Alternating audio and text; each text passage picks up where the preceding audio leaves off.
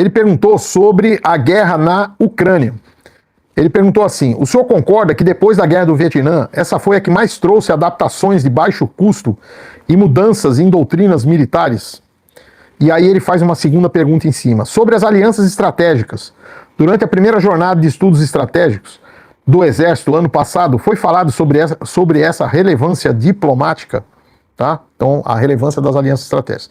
Então, eu vou explicar primeiro aqui, tá? A guerra da Ucrânia tem surpreendido quase que diariamente, tá?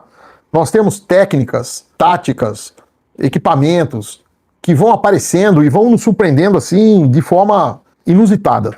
Eu vou dar alguns exemplos assim. A Ucrânia cria drones de reconhecimento de papelão. Então, esses drones são praticamente indetectáveis. O que tem de metal ali, que é o que reflete o sinal radar, são coisas muito pequenas que não aparecem num sinal de radar. Consequentemente, os drones de papelão fazem o seu trabalho de reconhecimento e até de ataque, tá? Mas a ideia de fazer um drone de papelão de baixíssimo custo foi fantástica, tá? Praticamente indetectável, sem tecnologia praticamente nenhuma, tá certo? Esse foi uma coisa. Outra tecnologia bem interessante foi a Inglaterra forneceu para a Ucrânia 14 blindados Challenger.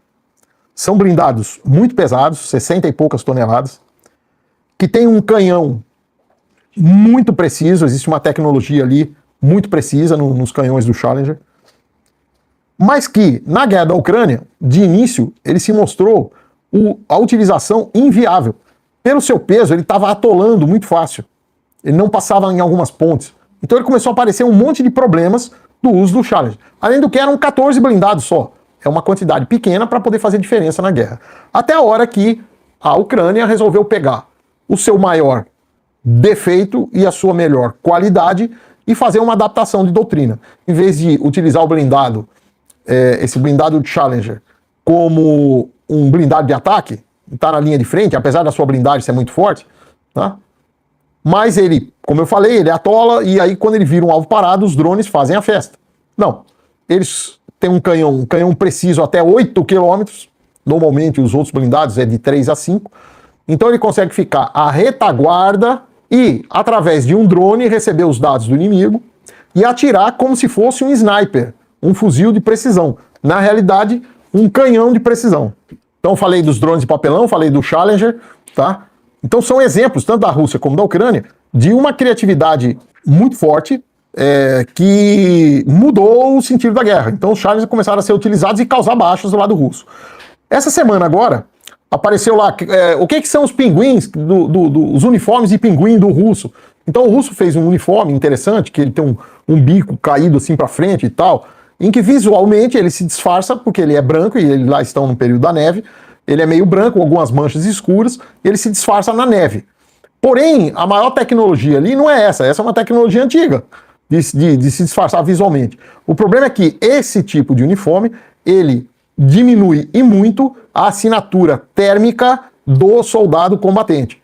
Ou seja, os drones que têm câmera termal não estão encontrando os soldados russos que estão usando esse uniforme aí que parece um pinguim. Então, como eu disse, tanto de um lado como de outro estão aparecendo soluções completamente inusitadas. E isso vai mudar bastante a doutrina militar moderna, já está mudando. Então não é mais aquela história de uma força militar mais fraca que tem que virar uma guerrilha para combater uma mais forte. Não, são soluções inovadoras que estão equilibrando o campo de batalha. E vai dizendo quem vence em cada área de combate onde aquelas tecnologias inusitadas estão sendo empregadas, ok? Então as alianças diplomáticas são normalmente vantajosas para ambos, tá? Quando são países vizinhos, é vantajosa para os dois. Permite uma troca de conhecimento em todos os níveis, dependendo da aliança.